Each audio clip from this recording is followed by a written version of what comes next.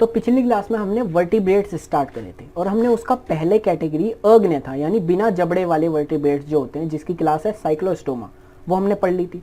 अब जो next category है वो है जबड़े वाले वर्टिब्रेट्स की, यानी नेथोस्टोमेटा की।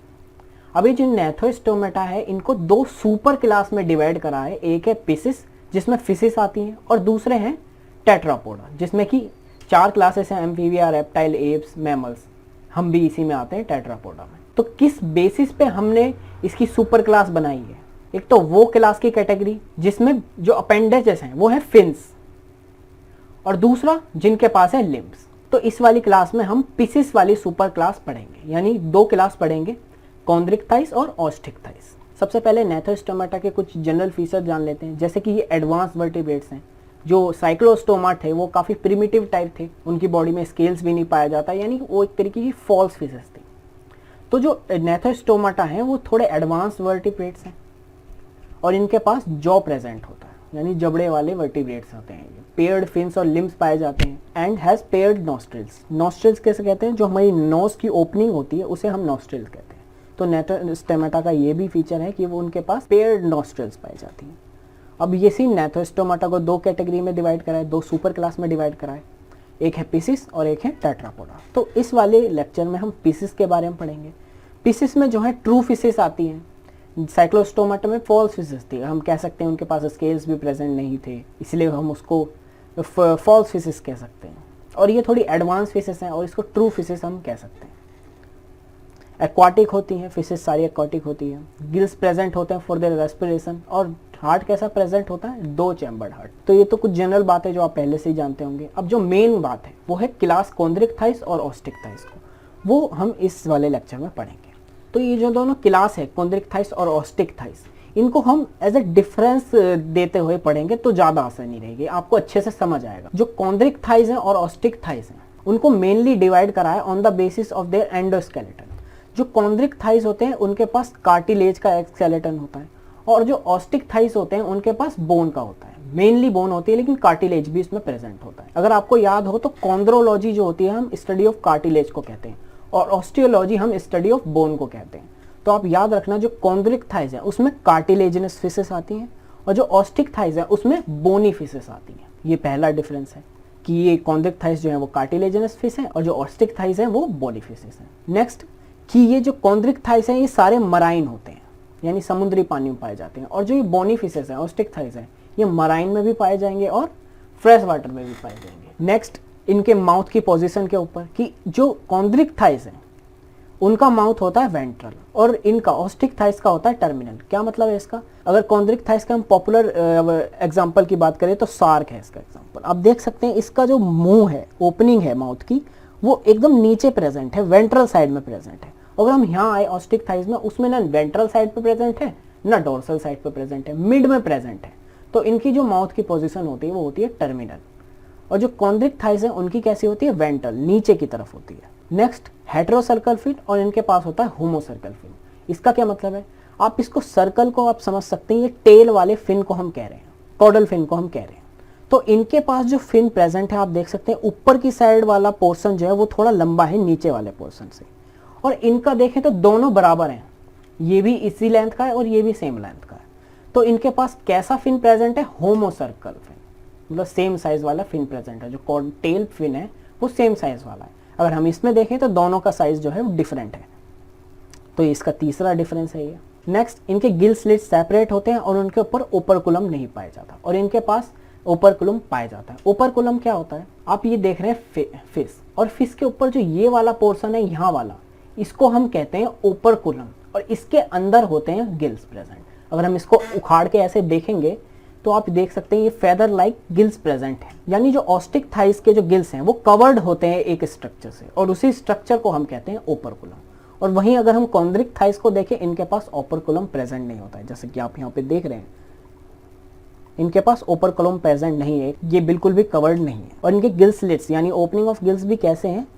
सेपरेटेड है। तो ये भी काफी इंपॉर्टेंट बात है। कॉन्ड्रिक्टाइस में ओपरकुलम प्रेजेंट नहीं है और ऑस्टिक्टाइस में ओपरकुलम प्रेजेंट है। नेक्स्ट कि ये जो पीसीस हैं, इसमें खास फीचर क्या है कि इनके पास स्केल्स प्रेजेंट होते हैं दोनों के पास, लेकिन दोनों के स्केल्स जो हैं स्ट्रक्चरली डिफरेंट होते हैं। आप यहाँ पे देख रहे हैं जो ये सार्क है, इसके स्केल्स कैसे दिखते हैं, आप यहाँ पे देख रहे हैं ये इसके स्केल्स प्रेजेंट हैं, यानी इनकी बॉडी के सरफेस एरिया पे ऐसा कुछ स्ट्रक्चर प्रेजेंट है। और वहीं इनके जो स्केल्स हैं वो कॉन्ड्रिक्टाइस से बिल्कुल डिफरेंट है। स्केल्स का क्या काम होता है बॉडी में, ये फ्रिक्शन को घटाती है। तो जब ये स्विमिंग करती हैं पानी में तो जो रेजिस्टेंस है इनको रोकने वाला वो कम कर देती हैं ये स्केल्स, और इनको ये प्रोटेक्टिव नेचर भी प्रोवाइड करती है। इनकी बॉडी को ऊपर से कवर कर रखा होता है इन स्केल्स ने, एक तरीके का प्रोटेक्टिव नेचर भी है इनका ये। तो इनके पास जो कॉन्ड्रिक्टाइज है उनके पास कैसे स्केल्स प्रेजेंट है, प्लेकोइड स्केल्स नाम है ये इनका, ऐसे स्केल्स का, ऐसे दिखने वाले। और जो ऑस्टिकथाइज है उनमें दो तरीके के स्केल्स पाए जाते हैं, एक तो होते हैं साइक्लॉइड स्केल्स और होते हैं टीनॉइड। ये वाला साइक्लॉइड है और ये वाला टीनॉइड है। अब क्या डिफरेंस है इसमें, ये जो आप ये वाला हिस्सा देख रहे हैं, ये वाला बाहर निकला हुआ हिस्सा, इसमें आप देख रहे हैं ये एकदम प्लेन है, और यहाँ पे आप देख रहे हैं स्पाइनी से स्पाइक्स प्रेजेंट है इस पे। तो जो टीनॉइड स्केल है वो थोड़ा सा प्रोटेक्शन में एक्स्ट्रा हेल्प कर देंगे, प्रेडेटर से हेल्प कर देंगे, चोट पहुंचा सकते हैं हम जो ये फिशिस हैं प्रेडेटर को इन्हीं स्केल्स की वजह से। तो यही डिफरेंस है इन दोनों स्केल्स में कि इसका जो आउटर सरफेस है वो एकदम प्लेन है, और जो टीनॉइड है उनका कैसा है, स्पाइनी है, जो कि इनको हेल्प करेगा प्रोटेक्शन में। नेक्स्ट इंपॉर्टेंट बात क्या है स्केल्स को लेकर, कि जो शार्क होती हैं इनमें ट्रू टीथ प्रेजेंट नहीं होते। जो आप टीथ देख रहे हैं ये ट्रू टीथ नहीं है, जैसा कि हमारे डेंटल पाया जाता है ऐसा ही इनका डेंटल नहीं है, ये भी स्केल्स ही हैं। जो इनकी बॉडी के स्केल्स हैं वही मॉडिफाई होके ऐसे आउटर उन्होंने टीथ बना लिए हैं, और कैसे हैं, बैकवर्डली डायरेक्टेड। ये आप देख रहे हैं यहाँ से शुरू होता हुआ ऐसे जा रहा है, अंदर की तरफ जा रहा है, जो कि जो प्रे होता है उसको पकड़ने में, उसको होल्ड करने में हेल्प करेगा। जो प्रे है, जो शिकार है, वो आसानी से भाग नहीं सकता इनकी चपत से, इन्हीं बैकवर्डली डायरेक्टेड टीथ की वजह से। ये इनका नेचर है कॉन्ड्रिक्टाइस का कि ये ज़्यादातर शिकार करती हैं, और किसका शिकार करती हैं, ज़्यादातर ऑस्टिकथाइस का शिकार करती हैं। तो प्लेकॉइड स्केल्स की मेन बात क्या है, तो प्लेकॉइड स्केल्स की इंपॉर्टेंट बात क्या है कि ये मॉडिफाई हो जाते हैं टीथ बनाने में, जो कि बैकवर्डली डायरेक्टेड है। तो काफ़ी इंपॉर्टेंट बात है, इनके पास कॉन्ड्रिक्टाइस के पास ट्रू टीथ प्रेजेंट नहीं है। जो इनके टीथ हैं वो कैसे किसके बने हुए हैं, प्लेकॉइड स्केल्स ही टीथ बना रहे हैं मॉडिफाई होकर। नेक्स्ट कॉमन बात की इन दोनों में ही दो चैम्बर्ड हार्ट पाया जाता है। हालांकि हम इसमें एक्सेप्शन देख सकते हैं, लेकिन एक्सेप्शन आयात करने की कोई जरूरत नहीं, आएगी नहीं वो, और एक्सेप्शन आपको हर फाइलम में, हर क्लास में मिलेगी। तो इनकी मेन बात हम जान लेते हैं कि दोनों में दो चैम्बर्ड हार्ट प्रेजेंट होता है। दूसरी इंपॉर्टेंट बात कि दोनों पोकेलियोथर्मस होते हैं, और दूसरी इंपॉर्टेंट बात दोनों ही पोकेलियोथर्मस होते हैं, यानी कोल्ड ब्लडेड ऑर्गेनिज्म होते हैं। कोल्ड ब्लडेड कौन से होते हैं, जो अपनी बॉडी के टेम्परेचर को रेगुलेट ना कर पाए, जब टेम्परेचर चेंज होता है तो उसको रेगुलेट ना कर पाए, तो वो होते हैं कोल्ड ब्लडेड। हम कैसे हैं, हम हैं वार्म ब्लडेड एनिमल्स।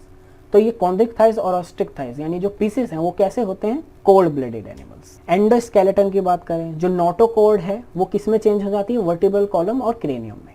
तो जो कैसे बने होते हैं, वो कॉन्ड्रिक्टाइस में बने होते हैं वो कार्टिलेज के, और ऑस्टिकथाइस में वो बने होते हैं कार्टिलेज प्लस बोन के। हालांकि जो बोन है वो ज्यादा पाई जाती है, जो बोन का जो क्वांटिटी है वो कार्टिलेज से बहुत ज्यादा है, तो इसीलिए हम इसको बोनी फिशेस भी कहते हैं। दूसरी सबसे इंपॉर्टेंट बात मैं पिछली क्लास में आपको बताना भूल गया था साइक्लोस्टोमाटा में, जो साइक्लोस्टोम है और कॉन्ड्रिक्टाइस है, इन्हीं दोनों में एंडोस्केलेटन जो है वो कार्टिलेज का बना हुआ है।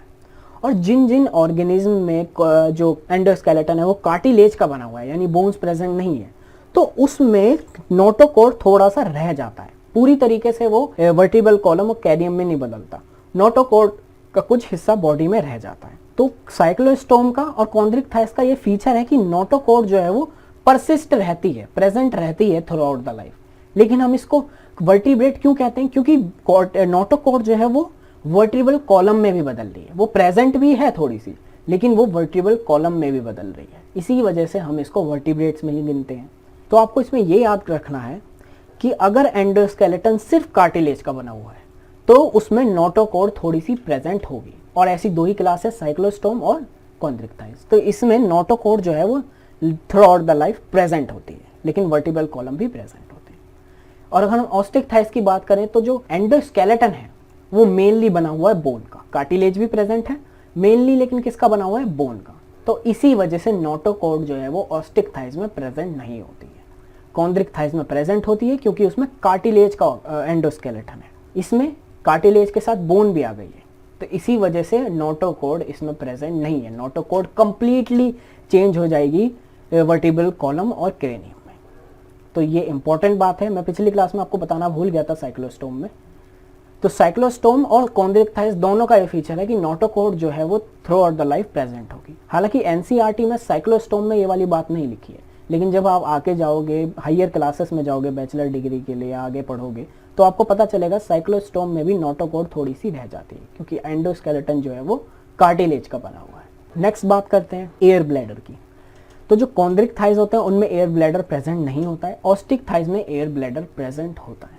अब एयर ब्लैडर क्या होता है? जो आप यहाँ पे एलिमेंट्री कैनाल देख रहे हैं, एलिमेंट्री कैनाल का जो ऑइसोफेगस वाला पार्ट होता है उसमें से एक स्ट्रक्चर फॉर्म होता है जिसको हम कहते हैं एयर ब्लैडर।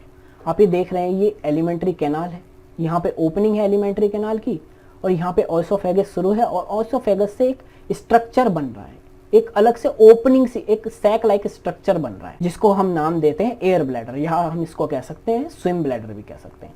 तो क्या काम करता है? जो ये वाली फिशेस होते हैं, ऑस्टिक थाइस होती हैं, ये बाहर की तरफ आती हैं, इन्वायरमेंट में एक्सपोज होती हैं थोड़ी सी, और वहां से हवा खींच लेती है। जो हवा है वो एयर ब्लैडर में जाके स्टोर हो जाती है, और इसी की वजह से, एयर ब्लैडर में हवा भरने की वजह से इन फिशेस को बायोन्सी मिलती है। क्या मतलब है बायोन्सी का?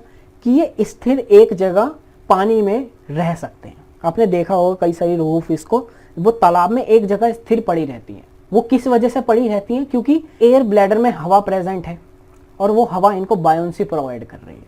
तो ये एक जगह प्रेजेंट रह सकते हैं कई देर तक एक पानी में, और जब ये खाना देखेंगे उस खाने की तरफ झपट्टा मार देंगे अपना हवा बाहर निकाल के।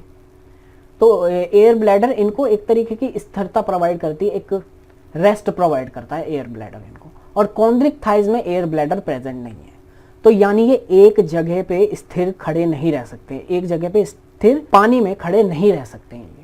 इनको कंटिन्यूसली स्विम करना पड़ेगा, अगर नहीं करेंगे तो डीप डाउन में बॉटम में सिंक होते रहेंगे, नीचे डूबते रहेंगे।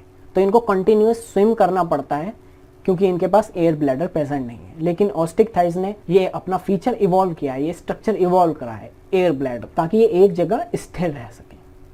नेक्स्ट इंपॉर्टेंट बात कि यूनिसेक्सुअल होते हैं और ये होते हैं बाइसेक्सुअल। जो फर्टिलाइजेशन है वो होता है इंटरनल, और इसमें होता है एक्सटर्नल फर्टिलाइजेशन। अब इंटरनल फर्टिलाइजेशन है तो इसका मतलब इनमें कॉपुलेशन होगा। तो कॉपुलेशन करने के लिए इनके पास एक स्ट्रक्चर प्रेजेंट होता है जिसको हम कहते हैं क्लैस्पर। आप यहाँ पे ये वाला जो स्ट्रक्चर देख रहे हैं ये है क्लैस्पर। तो ड्यूरिंग कॉपुलेशन ये स्ट्रक्चर जो है ये फीमेल को होल्ड करने में हेल्प करता है।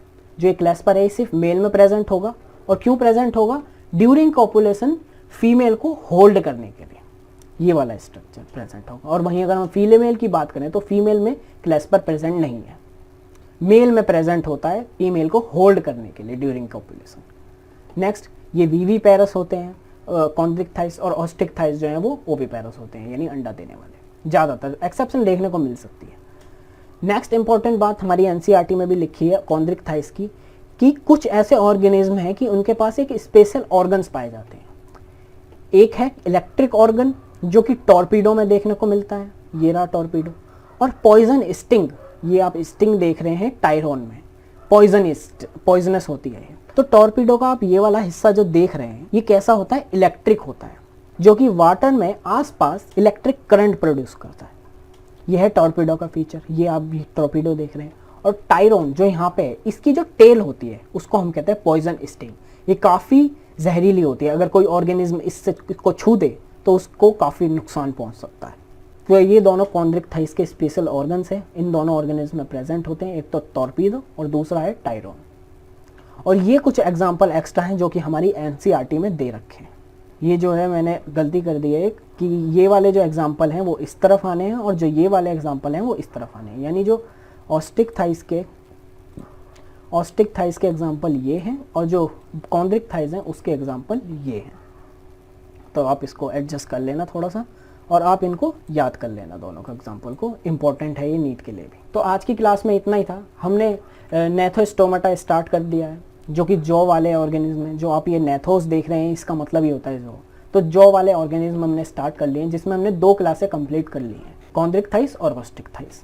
ये दोनों क्लासेस जो हैं आपको याद होनी चाहिए, इनके बीच का डिफरेंस आपको याद होना चाहिए, और इसके एग्जाम्पल्स जो हैं वो भी काफ़ी इंपॉर्टेंट है। So wait for the next lecture.